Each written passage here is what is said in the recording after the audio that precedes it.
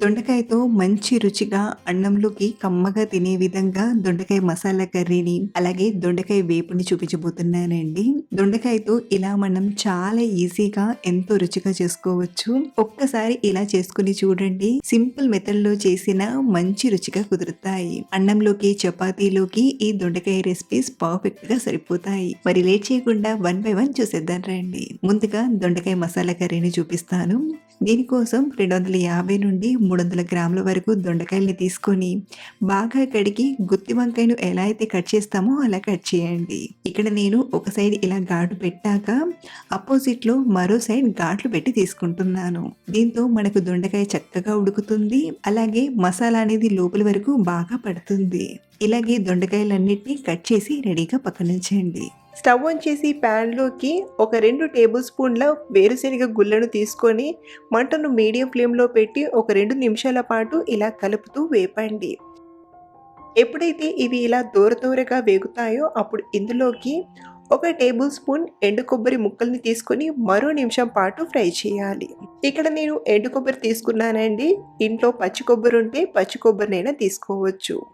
అలాగే ఇందులోనే ఒక టేబుల్ స్పూన్ గసగసాలను, కొన్ని స్పైసెస్ వచ్చేసి చిన్న దాల్చిన చెక్క ముక్క, 3 యాలక్కులు, 4-5 లవంగాలు, అర టీ స్పూన్ జీలకర్ర, అలాగే ఒక టీ స్పూన్ ధనియాలను, అలాగే మంచి టేస్ట్ కోసం ఇక్కడ నేను ఒక 4-5 జీడిపప్పు పలుకుల్ని తీసుకుంటున్నాను.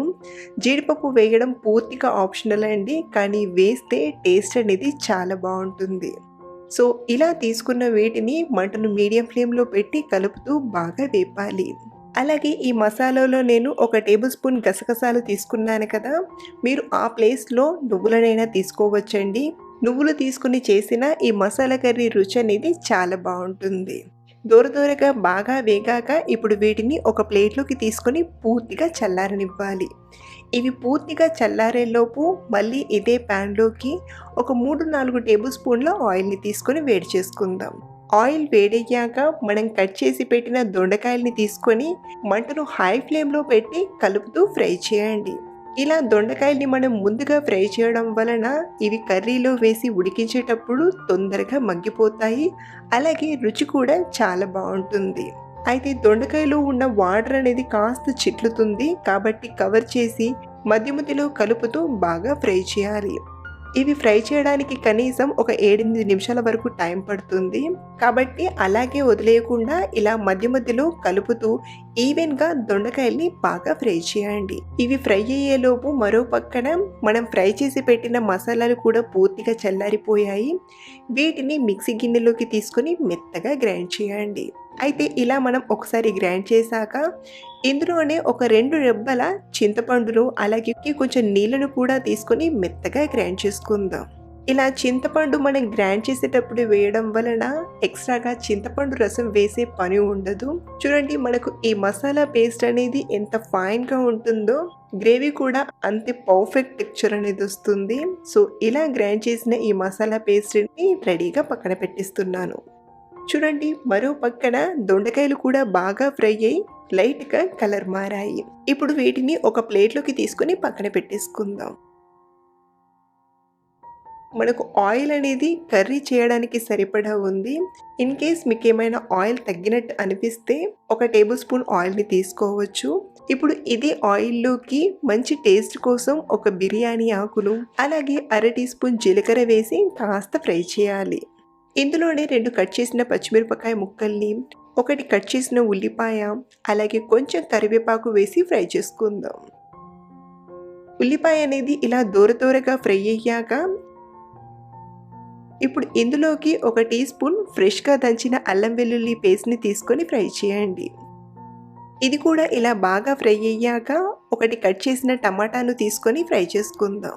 టమాటా అనేది కాస్త సాఫ్ట్గా అయ్యేంత వరకు ఇలా మధ్యలో కలుపుతూ బాగా ఫ్రై చేయండి. చూడండి, టమాటా కూడా ఇలా సాఫ్ట్గా అయ్యాక ఇప్పుడు ఇందులోకి మనం గ్రైండ్ చేసి పెట్టిన మసాలా పేస్ట్ని తీసుకొని మంటను లో ఫ్లేమ్లో పెట్టి కలపండి.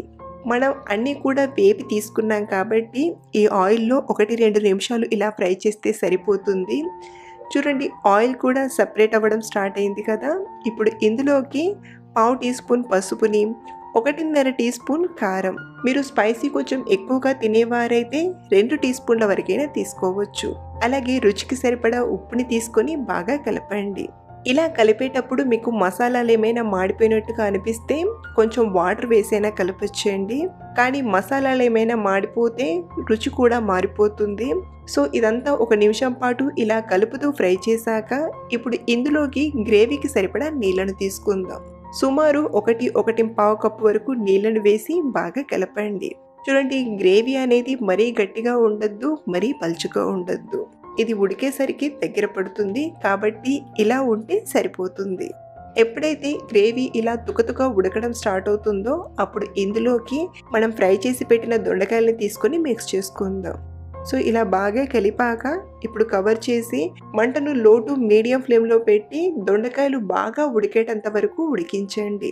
మనం హై ఫ్లేమ్లో పెడితే గ్రేవీ అనేది మాడిపోతుంది, అలాగే దొండకాయలు అనేవి సరిగ్గా ఉడకవు. కాబట్టి మంటను లో టు మీడియం ఫ్లేమ్లో పెట్టి ఉడికించడం వలన మనం యాడ్ చేసిన మసాలా అంటే పల్లి, నువ్వులు, కొబ్బరి నుండి ఆయిల్ అనేది రిలీజ్ అవుతుంది. అలాగే దొండకాయలు కూడా బాగా ఉడుకుతాయి. అలాగే ఇలా మధ్య మధ్యలో కలుపుతూ బాగా ఉడికించండి. 7-8 నిమిషాల తర్వాత చూడండి, ఆయిల్ అనేది ఇలా పైకి తేలుతుంది. ఎప్పుడైతే ఇలా ఆయిల్ పైకి తేలుతుందో అప్పుడు ఆల్మోస్ట్ కర్రీ ఉడికినట్టు. ఒకసారి దొండకాయ ఉడికిందో లేదో చూసి చివరిగా కొంచెం కొత్తిమీర తురుము వేసి కలిపామంటే కమ్మగా నోరూరించే దొండకాయ మసాలా కర్రీ రెడీ అయిపోయింది. ఇప్పుడు నెక్స్ట్ వచ్చేసి దొండకాయ ఫ్రై అండి. ఇది చాలా క్విక్గా అయిపోతుంది, అలాగే టేస్ట్ చాలా చాలా బాగుంటుంది. ఈ దొండకాయ వేపుడు చేయడానికి ఒక 1/4 కిలో దొండకాయలు తీసుకొని బాగా కడిగి ప్రతి దొండకాయని 4 ముక్కలుగా కట్ చేసి తీసుకోండి. ఇక్కడ నేను పొడుగా కట్ చేస్తున్నాను, మీరు కావాలంటే రౌండ్గా చక్రాల్లా అయినా కట్ చేయొచ్చు. సో ఇలా కట్ చేసిన వీటిని రెడీగా పక్కన పెట్టి మరో పక్కన స్టవ్ ఆన్ చేసి ప్యాన్లోకి 1.5 నుండి 2 టేబుల్ స్పూన్ల వరకు నూనెను తీసుకొని నూనె కొంచెం వేడయ్యాక 1 టీ స్పూన్ పచ్చిశనగపప్పుని, 1/2 టీ స్పూన్ మినపప్పు, 1/2 టీ స్పూన్ ఆవాలను, 1/2 టీ స్పూన్ జీలకర్రను ఇలా పోపు దినుసులను తీసుకొని కాస్త ఫ్రై చేయండి. ఇందులోనే ఒక 2 పచ్చిమిరపకాయల్ని పొడువుగా కట్ చేసి తీసుకోండి. అలాగే కొంచెం కరివేపాకును తీసుకొని వీటిని కూడా కాస్త ఫ్రై చేశాక ఇందులోకి కట్ చేసి పెట్టిన దొండకాయ ముక్కల్ని తీసుకోండి. అలాగే ఇందులోనే 1/2 టీ స్పూన్ పసుపుని, రుచికి సరిపడా ఉప్పుని తీసుకొని ఒకసారి బాగా కలపండి. ఇలా కలిపి మనం మూత పెట్టి మధ్య మధ్యలో కలుపుతూ దొండకాయ ముక్కల్ని మెత్తగా ఉడికించాలి. ఇలాగే వదిలేసామంటే దొండకాయ ముక్కలు ఒకే పక్కన ఉడికి మాడిపోయినట్టుగా అయిపోతాయి. కాబట్టి మధ్య మధ్యలో కలుపుతూ మెత్తగా ఉడికించండి. ఈ దొండకాయలు ఉడికేలోగా మరో పక్కన కడాయిలోకి కానీ లేదా ప్యాన్లోకి కానీ 1 టేబుల్ స్పూన్ ధనియాలను, 1 టీ స్పూన్ జీలకర్రను, అలాగే 1 టేబుల్ స్పూన్ నువ్వులను తీసుకోండి. ఇక్కడ నేను నువ్వులు వాడుతున్నాను. అదే మీరు నువ్వులకు బదులుగా ఇంకా ఏమైనా తీసుకోవాలనుకుంటే పుట్నాల పప్పునైనా వాడుకోవచ్చు, లేదా పల్లీలను వేయించైనా తీసుకోవచ్చు. సో ఇలా తీసుకునే వీటిని బాగా వేగనివ్వండి. ఎప్పుడైతే నువ్వులు బాగా వేగి ఇలా చిటపడమంటాయో అప్పుడు స్టవ్ ఆఫ్ చేసేసి ఒక ప్లేట్లోకి తీసుకొని పక్కనుంచండి. ఇప్పుడు మిక్సీ గిన్నెలోకి చల్లారిపోయిన ధనియాలు, నువ్వులను తీసుకొని ముందుగా వీటిని గ్రైండ్ చేసి తీసుకోండి. ఇలా ఫస్ట్ వీటిని గ్రైండ్ చేసిన తర్వాతే ఇందులోకి ఒక 1/2 కప్పు నుండి 1/2 కప్పు వరకు పచ్చి కొబ్బరి ముక్కల్ని తీసుకోండి. మీ దగ్గర పచ్చి కొబ్బరి లేకపోతే ఎండు కొబ్బరినైనా తీసుకోవచ్చు. సో ఇలా తీసుకున్నాక మళ్ళీ ఒకసారి గ్రైండ్ చేసి తీసుకోండి. ఇలా గ్రైండ్ చేశాక చివరిలో ఇందులోకి ఒక 4-5 వెల్లుల్లిపాయలని తీసుకొని మరొకసారి గ్రైండ్ చేసి తీసుకోండి. ఉపవాసాల టైంలో ఎవరైతే వెల్లుల్లి వాడరో అలాంటి వారు వెల్లుల్లిని స్కిప్ చేసైనా చేసుకోవచ్చు. సో మరొకసారి ఇలా గ్రైండ్ చేసి తీసుకున్నాక ఇప్పుడు దీన్ని రెడీగా పక్కనుంచి దొండకాయలు ఉడికాయో లేదో చూద్దాం రండి. చూడండి, మనకు దొండకాయలు సాఫ్ట్గా ఉడికిపోయాయి. ఇలా ఒకటి మనం తీసుకొని నొక్కి చూసామంటే మెత్తగా ఉడికిపోయాయి కదా. ఇలా మనకు దొండకాయ ముక్కలు మెత్తగా ఉడికిన తర్వాతే ఇందులోకి రుచికి సరిపడా కారం తీసుకోండి. 1.5 టీ స్పూన్ వరకు కారం, అలాగే మనం ఇందాక గ్రైండ్ చేసింది కూడా తీసుకొని ఇప్పుడు మంటను మీడియం ఫ్లేమ్లో పెట్టి కలుపుతూ ఫ్రై చేయండి. ఒక 3-4 నిమిషాలు ఇలా కలుపుతూ ఫ్రై చేసామంటే ఇందులో ఉన్న కొంచెం తడి అనేది తగ్గి కాస్త పొడి పొడిగా అవుతుంది. చూడండి, కాసేపటికి చక్కగా పొడి పొడిగా తయారైంది కదా.